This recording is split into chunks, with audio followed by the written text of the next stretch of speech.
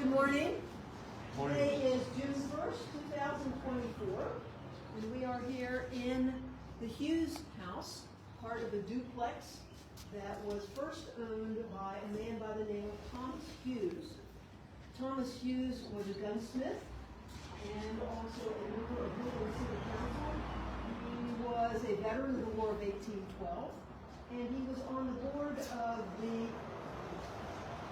Wheeling and Belmont Bridge Company that built the suspension bridge. Sadly, he died just a few months before it was opened. He lived sort of across the street from here. So Thomas owned this property and probably built these houses somewhere between 1846 and 1849. His son John lived in this side, and I am John's wife, Eliza. And here's John. John. Now, John was one of 10 children in the family. Sadly, 3 of them did not reach adulthood, and another son had mental disabilities. But there was still plenty of family around. So John, my husband, owned a planing mill, and later in his life, he also worked for his brother, who was a tailor, and I'll talk about him a little bit more later.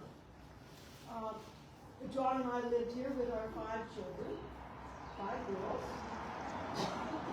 one of whom lived in the house as the next owner and was the wife of Charles Berry, who was the son of the founder of Berry Supply. You may be familiar with that. They made roads for the railroads. So a lot of local connections here. So the Civil War came around. Now, John and I had been married since 1846. And so we were established here. As I said, his father, Thomas, had been a member of City Council. And when he passed away in 1849, John became a member of City Council and actually served for about 12 years. John had 3 siblings who were very involved in the Civil War, and they're the ones I'd like to talk about the most today. So I have sort of a family tree here. We have Thomas Hughes, the original patriarch of the family, and his wife Mary. And there was a daughter Eliza, John, who was my husband, Thomas, and Alfred.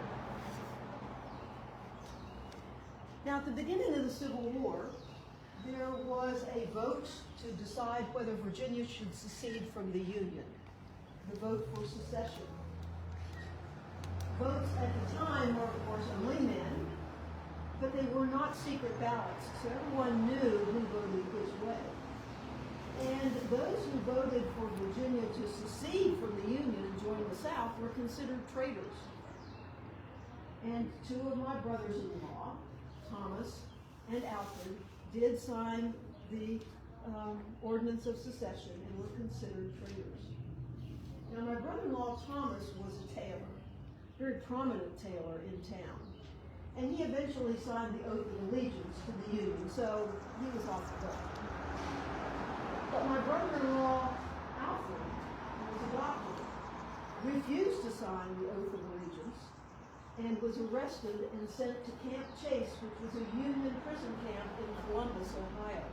And he was there for about 7 months, while his wife and their 5 children stayed here in Wheeling. Now, during that time period, Dr. Alfred and his wife, Mary, wrote back and forth to each other almost daily. And there are actual original copies of some of those letters that are around, and we have seen, and some local owners. But there are also copies of more than 100 of these letters that are available in the archives at WVU and in the state archives in Charleston. Here's some samples of some of those letters. We've had great fun trying to transcribe. Mary's handwriting was beautiful. She did not believe in punctuation. Continuous letter, no punctuation at all. Spelling, no. Now, Alfred, her husband, spelled everything correctly, used proper punctuation, but he was a doctor, so you know what his handwriting looks like. So it's been a real challenge to transcribe those, and there's some samples here as well. Now, fortunately, we have a direct descendant of Dr. Alfred Hughes with us today, Karen Gagnon from Baltimore, and she and I have been diligently trying to transcribe these letters over a couple of years. And it's been a challenge, wouldn't you say? Yeah. But very interesting. Dr. Alfred eventually was exchanged for another prisoner and took his family to Richmond, where he served in the Virginia legislature for the rest of the Civil War. And it said that he was a doctor to Mrs. Robert E. Lee while he was there. Ooh. He was a homeopathic physician. His sister, Eliza, not me, Eliza, there were two of us at the time, Dr. Eliza Hughes also studied in a college and was, we believe, the first college-educated female physician in what is now West Virginia. She was also a Southern supporter, but of course she couldn't vote because she was a female. But she had been arrested at one point, and eventually she also signed the oath of allegiance, even though most women were not required to do that at the time. But she was so outspoken that she called a lot of attention to herself.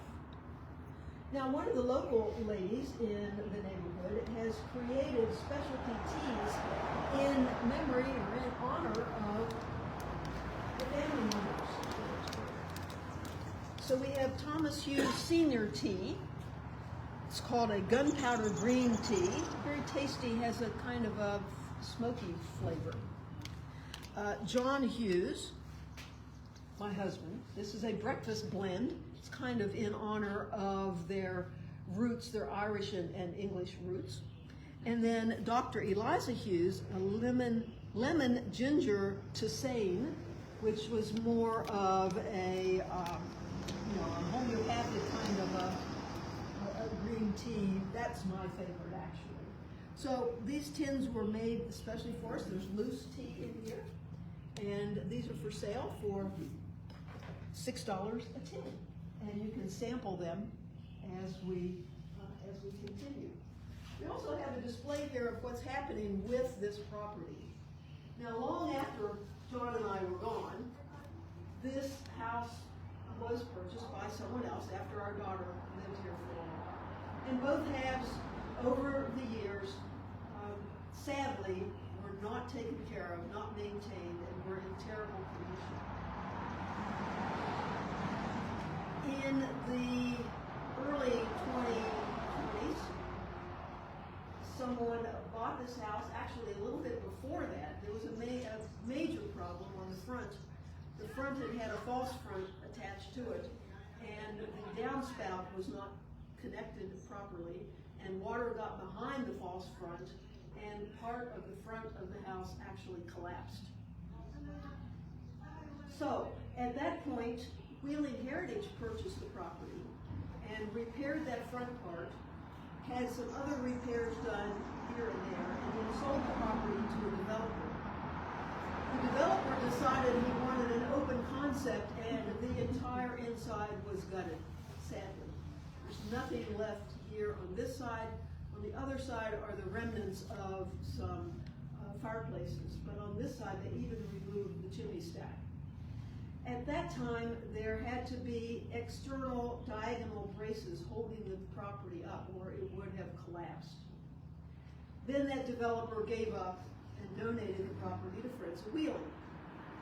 We are the current owners, and we have put actually close to $300,000 in the property so far. The first thing we did was to remove the diagonal braces sequentially and put the steel beams on the inside vertically. These will make the structure sound. The building's never going to fall down.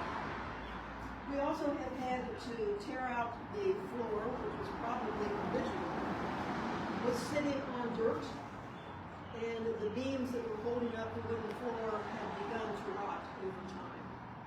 And And so all of that had to be removed. We had to put underground utilities in.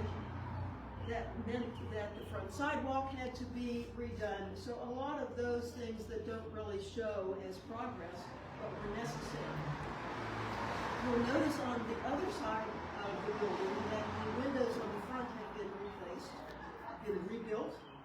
We have much of the original sash from this side available, and we have recently received a grant from Preservation Alliance of West Virginia to rebuild the windows on this side. So that should be done later this year. The next step will be rebuilding of the back facade. We have applied for a grant to help with that, but of course we'll need donations to match that grant. So, all of this is the Friends of Wheeling project. Yes, you may think we're nuts. We're going to put far more money into this property than we could ever get out of it, but eventually we hope to have two-bedroom housing units here. You can't see from where we are now, but there's a lovely little courtyard in the back with two root cellars that have brickwork that goes up to the top. Amazing. A nice backyard and parking, off-street parking, which is rare here in North Wheeling. Friends of Wheeling does other activities during the year. We have cemetery tours about every other year. We visit houses in Wheeling. We like to do before and after tours, so this would certainly be considered a before tour. Here is some of the history of what we've been doing on these buildings. Here's some history of the family. And then we have what we call a preservation loan guarantee program. So if someone else is wanting to refurbish an old property, they can borrow money and get prime interest rates through this program. And so this can be found on the Friends of Wheeling website, which is a subset of the Wheeling Heritage website. Now, as you can imagine, all of this is extremely expensive. And so we welcome donations of any size. And we recently signed up for PayPal. And so That's over here. We've been having a couple thousand views of our tours every month. If each of the 2,000 or so people would send us $10 or $20, that would certainly help with the match for the grants that we get to work on this project. And so we hope you will consider that. If you are not a member of Friends of Wheeling, we have membership cards here as well. And we have a few odds and ends of sale items and items for a donation kind of thing. And so that's our tour for today. If you see this in time, we should be here until about noon if you'd like to see the property in person. This is 724 Main Street.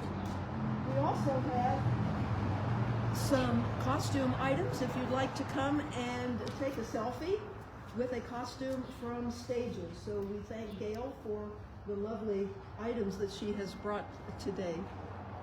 And there is Gail back in the corner in her own costume.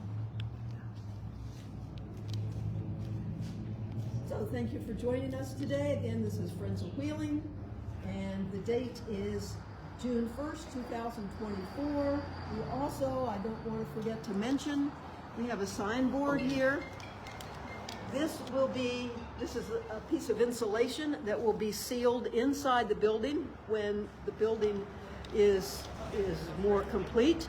And so if you want to be a part of history, you can sign this, and 100 years, 200 years from now, when the building comes down, your name will be there.